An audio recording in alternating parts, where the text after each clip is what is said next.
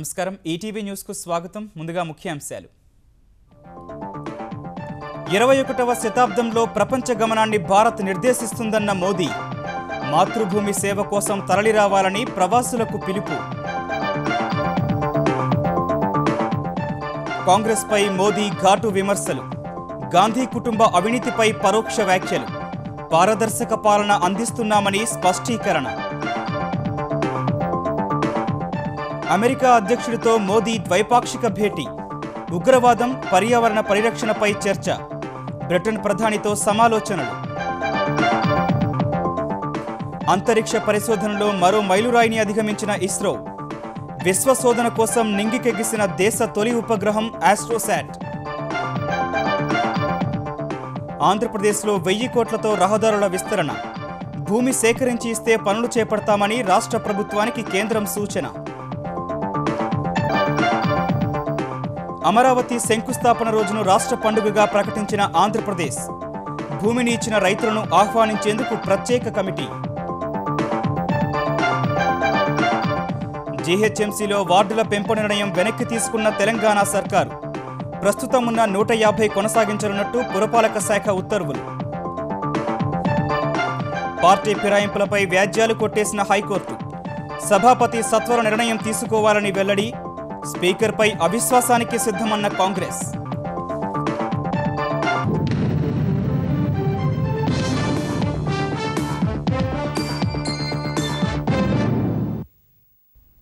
ఇరవై 21వ శతాబ్దం 125 కోట్ల జనభారతాందేనని ప్రధాని నరేంద్ర మోదీ స్పష్టం చేశారు. మేధో వలసను మేధో గనిగా అభివర్ణించిన మోదీ తమ పనితీరుతో ప్రపంచగతిని మార్చిన ప్రవాసులు మాతృభూమికి తగిన సమయంలో సేవ చేయాలని ఆకాంక్షించారు. మొత్తం జనాభాలో 65% యువత ఉన్న దేశం ఇకపై ఏమాత్రం వెనకబడి ఉండరాదని ఆయన అమెరికా శాన్ జోస్లో తేల్చి చెప్పారు. ప్రపంచంలో వేగంగా అభివృద్ధి చెందుతున్న దేశం భారతేనని ప్రధాని నరేంద్ర మోదీ వ్యాఖ్యానించారు. అమెరికాలోని శాన్ జోస్లో ఉన్న శాప్ సెంటర్లో దాదాపు 20,000 మంది ప్రవాసులతో మనసులోని భావాలను పంచుకున్న ప్రధాని ఉపనిషత్తుల నుంచి ఉపగ్రహాలు ప్రయోగించే స్థాయికి ఎదిగిన భారత్ బ్రిక్స్ దేశాల్లో కంటే బలమైనదంటూ అంతర్జాతీయ రేటింగ్ ఏజెన్సీలు కితాబిచ్చిన విషయాన్ని ఉటంకించారు. आज पूरे विश्व में दुनिया के किसी भी कोने में जाइए भारत के प्रति एक आशा और विश्वास के नजरिए से देखा जा रहा है. पिछले 20-25 साल से एक चर्चा चल रही है 21वीं सदी किसकी. हर कोई ये तो जरूर मानता है कि 21वीं सदी एशिया की सदी है. ये हर कोई मानता है. लेकिन पिछले कुछ समय से लोग कह रहे हैं 21वीं सदी 21वीं सदी हिंदुस्तान की सदी है. ये आज दुनिया मानने लग गई है. సాంకేతిక పరిజ్ఞానం సత్తా గుర్తించే డిజిటల్ ఇండియా కార్యక్రమం చేపట్టామని గుర్తు చేసిన ప్రధాని జామ్ యోజనతో గ్యాస్ కు ఆధార్ అనుసంధానించి 19,000 కోట్లు ఆదా చేసినట్లు స్పష్టం చేశారు. जनधन अकाउंट जो जे कहता हूं मैं जिसके द्वारा आर्थिक सुचारू व्यवस्था खड़ी की गई. दूसरा है ए आधार कार्ड.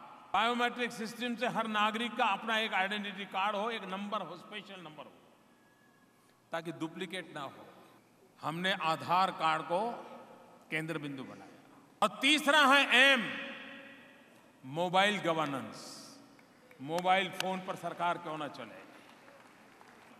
तो हम JAM उसको केंद्र में रख करके जन सुखाकारी जन सुविधाओं को लेकर के आगे बढ़ रहे हैं. और उसका परिणाम देखिए. चोलिए गए, दलाल गए, चोरी करने वाले गए.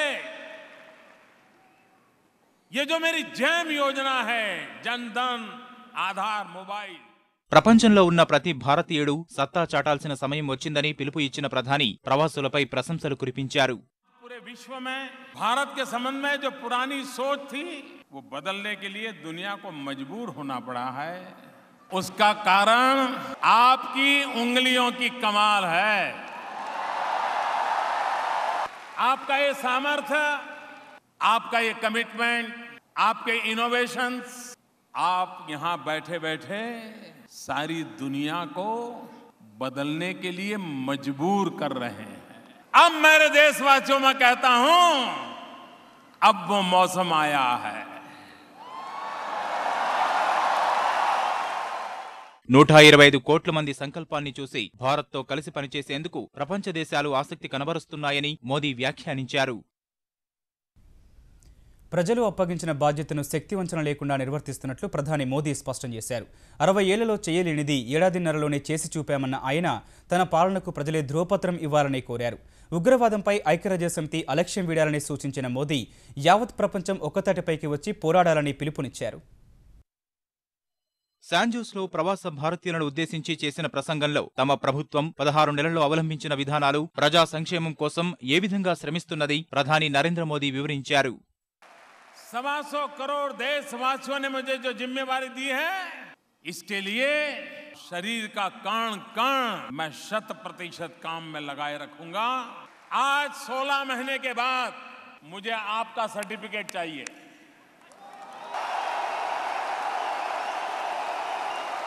मैंने वादा निभाया।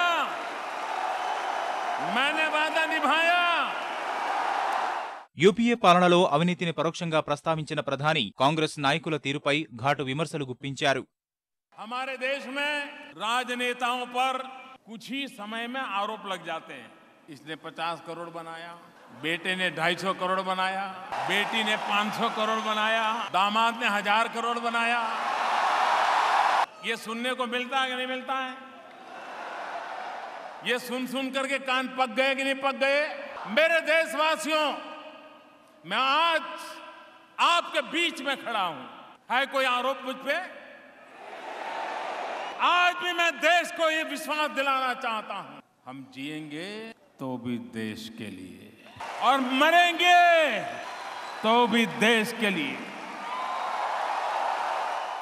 ఇప్పటి వరకు ఉగ్రవాద ప్రభావానికి గురికాని దేశాలకు ప్రమాదం పొంచి ఉందన్న మోదీ ఈ విషయంలో ఎలాంటి అలక్ష్యం వద్దని ప్రపంచ దేశాలను హెచ్చరించారు. और आज विश्व में हम जहां भी जाते हैं इस विषय की गंभीरता पूर्वक चर्चा करते हैं। हमने यूएन पर भी दबाव डाला। यूएन की 70वीं वर्षगांठ मनाई जा रही है, लेकिन अभी तक यूनाइटेड नेशन टेररिज्म की डेफिनेशन नहीं कर पाया है। अगर डेफिनेशन करने में इतना वक्त लगेगा तो टेररिज्म को निपटने में कितने साल लगेंगे? दुनिया के सामने नक्शा क्लियर होना चाहिए। कौन टेररिस्ट है, कौन मानवतावादी है, कौन टेररिस्ट के साथ खड़ा है, कौन मानवता के साथ खड़ा है, ये विश्व में तय हो जाना चाहिए। मानवतावादी शक्तियों ने आतंकवाद के खिलाफ लड़ाई लड़ना ये विश्व की मांग है और उस मांग को पूरा करने के लिए हमें तैयार होना चाहिए और उस बात को लेकर के मैं निकला हुआ हूं दोस्तों। అనంతరం 2 రోజుల సిలికాన్ వ్యాలీ పర్యటనను ముగించిన ప్రధాని మోదీ తిరిగి న్యూయార్క్ చేరుకున్నారు. అగ్రరాజ్య పర్యటనలో ఉన్న ప్రధాని మోదీ ఐక్యరాజ్యసమితి సమావేశాలకు వచ్చిన వివిధ దేశాల ప్రతినిధులతో ద్వైపాక్షిక చర్చలు జరుపుతున్నారు. ఇప్పటికే బ్రిటన్ ప్రధాని డేవిడ్ క్యామెరూన్, ఫ్రెంచ్ అధ్యక్షుడు ఫ్రాంకోయిస్ హోలాండేలతో సమావేశమయ్యారు. కాసేపట్లో అమెరికా అధినేత బరాక్ ఒబామాతో కీలక చర్చలు జరపనున్నారు. ఈ భేటీలో ఉగ్రవాద నిర్మూలన, పర్యావరణ పరిరక్షణపై ఒబామాతో చర్చించనున్న మోదీ భారత్కు భద్రతా మండలిలో శాశ్వత సభ్యత్వానికి మద్దతు ఇవ్వాలని మరోసారి కోరనున్నారు. స్వదేశానికి తిరిగి వచ్చేలోపు ఖతార్ నాయకుడు Hamid bin Khalifa Al Thani, Mexico అధ్యక్షుడు ఎన్రిక్ పెనానైతో, పాలస్తీనా అధ్యక్షుడు మహమ్మద్ అబ్బాస్తోనూ మోదీ సమావేశం కానున్నారు. ఐక్యరాజ్యసమితి secretary general Ban Ki Moon ఇచ్చే విందుకు హాజరు కానున్న ప్రధాని ఐరాస శాంతి పరిరక్షణపై ఒబామా ఏర్పాటు చేసిన సదస్సులో పాల్గొంటారు. ప్రధాని మోదీ సిలికాన్ వ్యాలీ పర్యటనని ఒక మైలురాయిగా కేంద్ర మంత్రి వెంకయ్య నాయుడు అభివర్ణించారు. ప్రధాని పిలుపునకు టెక్ దిగ్గజాల నుంచి వచ్చిన స్పందనపై ఆయన హర్షం వ్యక్తం చేశారు. ప్రముఖ సంస్థలు మోదీని కార్యదక్షకుడిగా, పరివర్తకుడిగా గుర్తించడం పెరుగుతున్న దేశ ప్రతిష్టకు నిదర్శనమన్నారు. ప్రధాని చేస్తున్న కృషికి నిర్మాణాత్మక సహకారం అందించాలని విపక్షాలను కోరారు.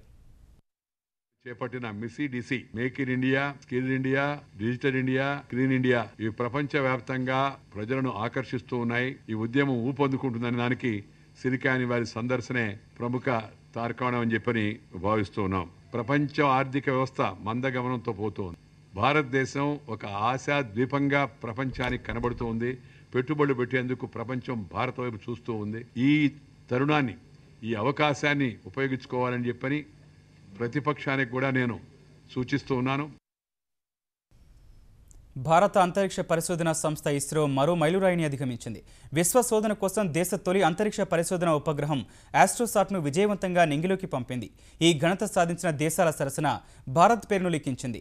నమ్మిన బంటు పోలార్ ఉపగ్రహ వాహక నౌకతో ఆస్ట్రోసాట్ సహా 6 విదేశీ ఉపగ్రహాలను నిర్ణీత కక్షలోకి చేర్చింది.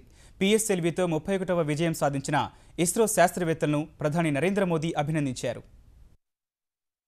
విశ్వ రహస్యాలు ఛేదించేందుకు ప్రయత్నిస్తున్న అగ్రరాజ్యాలకు ధీటుగా భారత అంతరిక్ష పరిశోధన సంస్థ ఇస్రో ఖగోళ పరిశోధన ప్రయత్నాలను ప్రారంభించింది. ఇందుకోసం రూపొందించిన భారత తొలి అంతరిక్ష పరిశోధన ఉపగ్రహం ఆస్ట్రోసాట్ సహా 6 విదేశీ ఉపగ్రహాలను నిర్ధారిత కక్షలో ప్రవేశపెట్టింది. 50 గంటల కౌంట్డౌన్ తర్వాత ఉదయం 10 గంటలకు నిప్పులు చిమ్ముకుంటూ నింగికెగిసిన PSLV C30 వాహక నౌక 1513 కిలోల ఆస్ట్రోసాట్ ఉపగ్రహం సహా ఇండోనేషియా లాపాన్ 2, కెనడాకు చెందిన యాక్సెటియా, అమెరికాకు చెందిన లెమర్ 2, 3, 4, 5 ఉపగ్రహాలను కక్షలోకి చేర్చింది. ఒకేసారి 7 ఉపగ్రహాలను రోదసిలోకి పంపడం ఇస్రోకు ఇది మూడోసారి కాగా ఇప్పటి వరకు ఇస్రో పంపిన విదేశీ ఉపగ్రహాల సంఖ్య 51కి చేరింది. 0 + 1 + 2 + 3 + 4 5 + 15 seconds. ఆస్ట్రోసాట్లో అత్యాధునిక ఎక్స్రేతో కూడిన టెలిస్కోప్ ఉంది. ఈ టెలిస్కోప్తో నక్షత్రాల ఆవిర్భావం, కృష్ణబిలాలు, వాటి అయస్కాంత క్షేత్రాలు, పాలపుంత ఆవల పరిస్థితులను అధ్యయనం చేయనున్నారు. ఇప్పటివరకు ఖగోళ పరిశోధన ఉపగ్రహాలను అమెరికా, రష్యా, జపాన్, ఐరోపా దేశాలు మాత్రమే ప్రయోగించగా తాజాగా వాటి సరసన భారత్ను నిలిపింది ఇస్రో. ప్రయోగం విజయవంతం కావడం పట్ల శాస్త్రవేత్తలలో హర్షాతిరేకాలు వ్యక్తమయ్యాయి.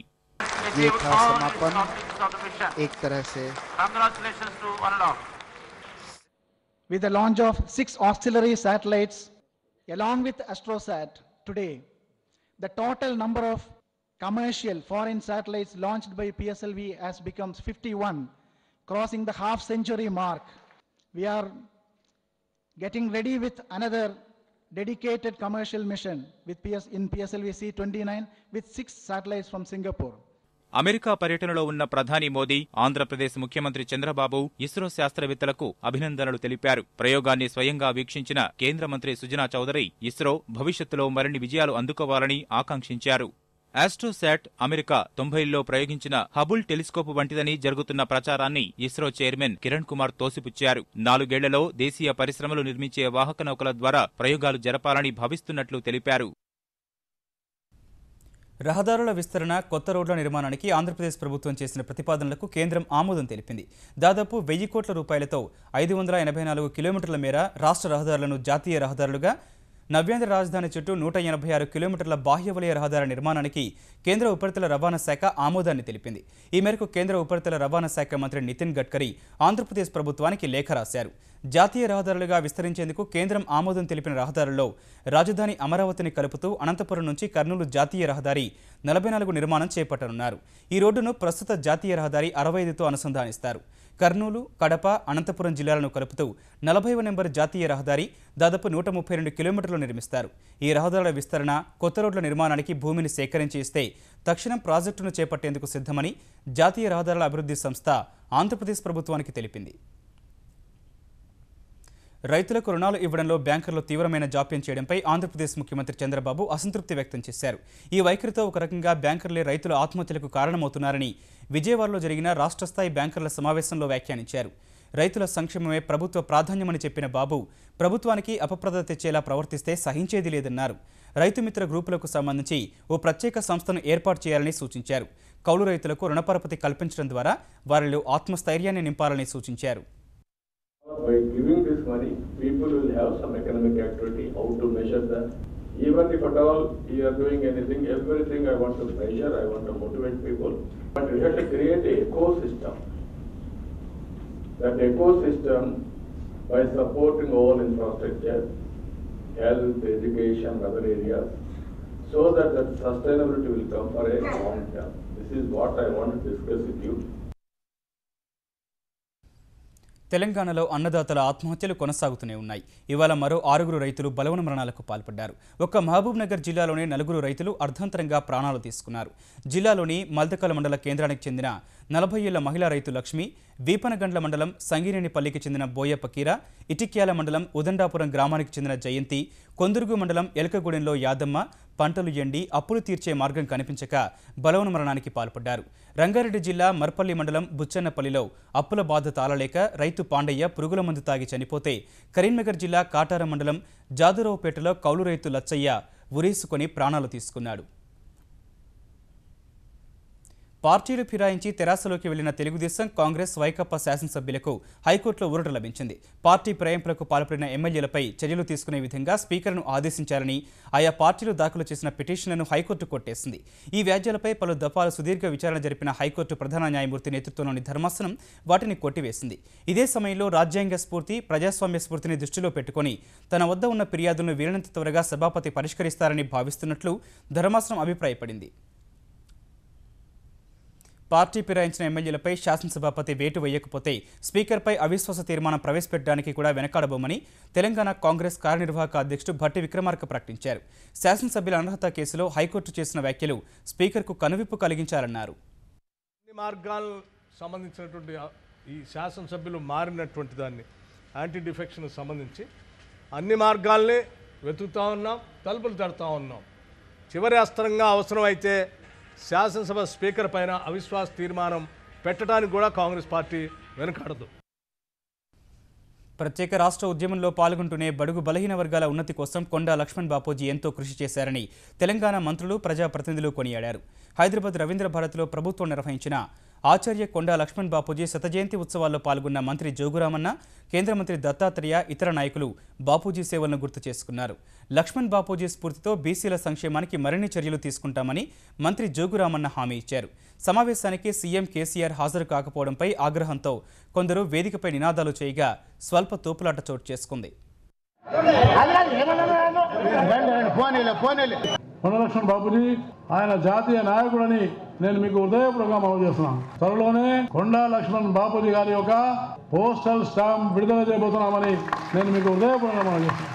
ముఖ్యమంత్రి గారు చొరవ తీసుకొని జలదృశ్యాన్ని బాపూజీ మెమోరియల్ కేంద్రంగా దాన్ని ప్రకటించాలని నేను తప్పకుండా కోరుతా ఉన్నాను. మరి జాప్యమైన బీసీ కమిషన్ కూడా వేసుకుంటాం. ఇవాళ స్కాలర్షిప్ ఒక ఇన్కమ్ సర్టిఫికెట్, అడ్మిషన్కి ఇంకొక సర్టిఫికెట్, ఇంకో రకరకాలు ఉన్నాయి. కాబట్టి బీసీ, ఎస్సీ, ఎస్టీ, మైనార్టీల అందరికీ కూడా 1,50,000, గ్రామీణ ప్రాంతంలో 2 లక్షల రూపాయలు, పట్టణ ప్రాంతంలో అందరికీ కూడా ఈ ఇన్కమ్ సర్టిఫికెట్ ఉండేటట్టు జీవో కూడా 2-3 రోజుల లోపల రాబోతుందని చెప్పి కూడా నేను మనవి చేస్తా ఉన్నాను. పాలకృతి ఘటనపై న్యాయమూర్తితో విచారణ జరిపించాలని, తప్పు ఎవరిదైతే వారిని కఠినంగా శిక్షించాలని తెలుగుదేశం శాసనసభాపక్ష నేత ఎర్రబెల్లి దయాకర్రావు డిమాండ్ చేశారు. వరంగల్లో అధికార యంత్రాంగమంతా అధికార పార్టీకి అనుకూలంగా వ్యవహరిస్తోందని ఆరోపించారు. ఆదివారం పాలకుర్తి మార్కెట్ యార్డు శంకుస్థాపన కార్యక్రమంలో తెరాస, తెలుగుదేశం కార్యకర్తలు పరస్పరం దాడి చేసుకున్న కేసులో అరెస్టైన ఆయనకు కోర్టు షరతులతో బెయిల్ మంజూరు చేయగా విడుదలైన ఆయన తమపై దాడి చేసి తమనే జైలుకు పంపటం దారుణమన్నారు. కేసీఆర్ తెలంగాణ వస్తే తెలంగాణ ప్రజలకు న్యాయం చేస్తానన్న ఇదానే నువ్వు ఆంధ్ర వాళ్ళు ఉన్నప్పుడు ఇంత ఘోరం జరగలే, తెలంగాణ వచ్చిన తర్వాత ఇంత ఘోరం అంటే ఒక్కొక్క ఎమ్మెల్యేలు నువ్వు ఎట్లా లోపటేయాలి, రేపు అసెంబ్లీ నడుస్తుంటే నన్ను నోరు ఎట్లా మూయించాలి, ఇంత ఘోరమా? నేను తన్నులు తిన్నా, నా కార్యకర్తలు తన్నులు తిన్నారు, చేతులు ఇరిగిండ్రు, పార్టీ ఆఫీస్ మీద పడి దౌర్జన్యం చేసి మొత్తం ఒక్కొక్కరిని ఈడ్చి కొట్టారు. ఇంతకంటే దౌర్జన్యంకి ఏదైనా ఉన్నదా? విశాఖ ఫార్మాసిటీలో జరిగిన భారీ అగ్ని ప్రమాదంలో 2 కార్మికులు అక్కడికక్కడే ప్రాణాలు కోల్పోయారు. మరో 5గురు తీవ్ర గాయాలతో ఆసుపత్రి పాలయ్యారు. లంకెలపాలెంలోని ఫార్మాసిటీలో సాయినార్ లైఫ్ సైన్సెస్ ప్రైవేట్ లిమిటెడ్లో రియాక్టర్లు పేలగా ఈ ప్రమాదం సంభవించింది. ఈ దుర్ఘటనలో శ్రీకాకుళానికి చెందిన హరీష్ కుమార్, కసింకోటకు చెందిన శ్రీనివాస్ మరణించారు. గాయపడిన 5గురికి విశాఖలోని ఆసుపత్రిలో చికిత్సను అందిస్తున్నారు. హైదరాబాద్ మహానగర పాలక సంస్థలో వార్డుల సంఖ్యను మార్చరాదని తెలంగాణ ప్రభుత్వం నిర్ణయించింది. ప్రస్తుతం ఉన్న 150 వార్డులే కొనసాగిస్తున్నట్లు తెలంగాణ పురపాలక శాఖ ఉత్తర్వులు జారీ చేసింది. హైదరాబాద్ మహానగర పాలక సంస్థలో వార్డుల సంఖ్యను 150 నుంచి 200కు పెంచుతూ ఏప్రిల్ 4న ఉత్తర్వులు వెలువడ్డాయి. ఈ ఉత్తర్వులను దృష్టిలో పెట్టుకుని అధ్యయనం చేసిన హైదరాబాద్ మహానగర పాలక సంస్థ కమిషనర్, ప్రత్యేక అధికారి వార్డుల సంఖ్య పెంచితే సరిహద్దు ఇబ్బందులు సహా మానవ వనరుల కొరత తలెత్తే అవకాశం ఉందని, అప్పుడు సమన్వయం చేయడం కష్టంగా మారుతుందని ప్రభుత్వానికి నివేదించారు. ఈ అంశాన్ని పరిగణలోకి తీసుకున్న తెరాస సర్కారు వార్డుల సంఖ్యను పెంచకూడదని నిర్ణయించింది. ప్రధాని మోదీ చేతుల మీదుగా విజయదశమి రోజున నవ్యాంధ్ర రాజధాని అమరావతికి శంకుస్థాపన చేయిస్తున్న ఆంధ్రప్రదేశ్ ప్రభుత్వం ఆ కార్యక్రమాన్ని రాష్ట్ర పండుగగా ప్రకటించింది. అక్టోబర్ 22న జరిగే ఈ వేడుకకు దేశ విదేశీ ప్రముఖులను ఇప్పటికే ఆహ్వానించింది. భూ సమీకరణకు సహకరించిన రైతుల్ని శంకుస్థాపనకు ఆహ్వానించేందుకు రేపు ఒక కమిటీని నియమించింది. ఆంధ్రప్రదేశ్లోని అన్ని గ్రామాల నుంచి కళాశాలతో మట్టి తెచ్చి రాజధానిలో వినియోగించాలని భావిస్తున్న ప్రభుత్వం ఆ కళాశాలతో ఒక అద్భుతమైన రూపాన్ని తీర్చిదిద్దాలని యోచిస్తోంది. రాజధాని శంకుస్థాపన కార్యక్రమ నిర్వహణ బాధ్యతల్ని ఓ సంస్థకు అప్పగించాలని వచ్చిన ఆరోపణలను ఆంధ్రప్రదేశ్ పురపాలక శాఖ మంత్రి నారాయణ విజయవాడలో తోసిపుచ్చారు. అందువల్ల ఎవరైతే ఆ యొక్క క్వాలిటీలో ప్రైమ్ మినిస్టర్ ఉచితంగా చేస్తారో వాళ్ళకి టెండర్లో ఎవరైతే బెస్ట్ అయితే ఫైనల్ చేస్తారు. ఇంకా ఇవ్వలేదు కదా. ఏ వర్క్ జరగాలన్నా మాస్టర్ ప్లాన్ ఫైనల్ కావాలి యాజ్ పర్ సిఆర్డి యాక్ట్. అది కావాలంటే ఏంటంటే ఇప్పుడు ఈ కరెక్షన్స్ ఎన్ని చేసిన తర్వాత దాని సర్వే నెంబర్లతో సూపర్ ఇంపోజ్ చేసి ఫైనల్గా మాస్టర్ ప్లాన్ చేయాలి. ఏంటంటే ఎన్ని చేయడానికి ఒక 2 months టైం పడుతుంది.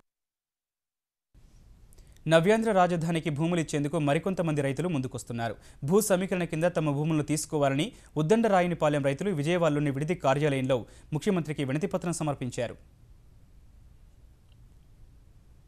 పోలవరం విలీన మండలాల్లో ఖాళీగా ఉన్న ప్రభుత్వ ఉద్యోగాలను భర్తీ చేసేందుకు అనుమతిస్తూ ఆంధ్రప్రదేశ్ ఆర్థిక శాఖ ఉత్తర్వులు జారీ చేసింది. ఈ మేరకు పోస్టుల జాబితా ప్రభుత్వానికి చేరింది. తూర్పు గోదావరిలో 473, పశ్చిమ గోదావరి జిల్లాలో 681 పోస్టులు ఖాళీగా ఉన్నట్లు నివేదికలో పేర్కొన్నారు. తూర్పు గోదావరి జిల్లా ఐసీడీఎస్లో లింక్ వర్కర్ల పోస్టులు 318 సహా మరో 5 శాఖలకు సంబంధించిన 155 పోస్టులు ఖాళీగా ఉన్నట్టు నివేదించారు. పశ్చిమ గోదావరి జిల్లాలో పాఠశాల విద్యాశాఖలో 208 ఎస్జీటీ పోస్టులు, 84 స్కూల్ అసిస్టెంట్లు ఖాళీ ఉన్నాయి. మొత్తం 18 శాఖల్లో మిగిలిన పోస్టులు ఖాళీ ఉన్నట్టు నివేదికలో పేర్కొన్నారు. వాటిని నియమ నిబంధనల ప్రకారం ఆయా శాఖలు డిఎస్సి సర్వీస్ కమిషన్ ద్వారా భర్తీకి చేసుకోవడానికి అనుమతించిన ఆంధ్రప్రదేశ్ ఆర్థిక శాఖ ప్రస్తుత రిజర్వేషన్లు ఈ ఖాళీలకు వర్తిస్తాయని వెల్లడించింది. అంతర్జాతీయ విపణిలో ప్రతికూల పవనాలు సహా రిజర్వ్ బ్యాంకు మంగళవారం ప్రకటించే ద్రవ్యపరపతి మధ్యంతర సమీక్షను దృష్టిలో పెట్టుకుని మదుపరులు ఆచితూచి వ్యవహరించిన వేళ స్టాక్ మార్కెట్లు నష్టాల్లో ముగిశాయి. ఈ ఉదయం 25,923 పాయింట్ల వద్ద ప్రారంభమైన సూచీ మొదటి నుంచే హెచ్చుతగ్గుల మధ్య సాగింది. ఒక దశలో కాస్త పెరిగి 25,937 పాయింట్ల గరిష్ట స్థాయిని తాకిన సూచీ తర్వాత తీవ్రమైన అమ్మకాల ఒత్తిడికి గురిచేసింది. రిజర్వ్ బ్యాంకు వడ్డీ రేట్లను 25 బేసిస్ పాయింట్లు తగ్గించే అవకాశం ఉందనే కథనాలు వెలువడినప్పటికీ మరింత తగ్గింపు ఉండాలనే ఆకాంక్షలు వ్యక్తం చేస్తున్న మదుపరులు అమ్మకాలకే మొగ్గు చూపారు. ఈ పరిస్థితిలో 25,594 పాయింట్ల కనిష్ట స్థాయిని తాకిన సూచీ చివరకు 25,616 వద్ద ముగిసింది. జాతీయ స్టాక్ ఎక్స్చేంజ్ సూచీ నిఫ్టీ 72 పాయింట్లు క్షీణించి 7,795 వద్ద స్థిరపడింది. ముఖ్యాంశాలు మరోసారి చూద్దాం. 21వ శతాబ్దంలో ప్రపంచ గమనాన్ని భారత్ నిర్దేశిస్తుందన్న మోదీ, మాతృభూమి సేవ కోసం తరలిరావాలని ప్రవాసులకు పిలుపు. కాంగ్రెస్పై మోదీ ఘాటు విమర్శలు, గాంధీ కుటుంబ అవినీతిపై పరోక్ష వ్యాఖ్యలు, పారదర్శక పాలన అందిస్తున్నామని స్పష్టీకరణ. అమెరికా అధ్యక్షుడితో మోదీ ద్వైపాక్షిక భేటీ, ఉగ్రవాదం, పర్యావరణ పరిరక్షణపై చర్చ, బ్రిటన్ ప్రధానితో సమాలోచనలు. అంతరిక్ష పరిశోధనలో మరో మైలురాయిని అధిగమించిన ఇస్రో, విశ్వశోధన కోసం నింగికెగిసిన దేశ తొలి ఉపగ్రహం ఆస్ట్రోసాట్. ఆంధ్రప్రదేశ్లో 1000 కోట్లతో రహదారుల విస్తరణ, భూమి సేకరించి ఇస్తే పనులు చేపడతామని రాష్ట్ర ప్రభుత్వానికి కేంద్రం సూచన. అమరావతి శంకుస్థాపన రోజును రాష్ట్ర పండుగగా ప్రకటించిన ఆంధ్రప్రదేశ్, భూమిని ఇచ్చిన రైతులను ఆహ్వానించేందుకు ప్రత్యేక కమిటీ. జీహెచ్ఎంసీలో వార్డుల పెంపు నిర్ణయం వెనక్కి తీసుకున్న తెలంగాణ సర్కారు, ప్రస్తుతం ఉన్న 150 కొనసాగించనున్నట్టు పురపాలక శాఖ ఉత్తర్వులు. పార్టీ ఫిరాయింపులపై వ్యాజ్యాలు కొట్టేసిన హైకోర్టు, సభాపతి సత్వర నిర్ణయం తీసుకోవాలని వెల్లడి, స్పీకర్పై అవిశ్వాసానికి సిద్ధమన్న కాంగ్రెస్.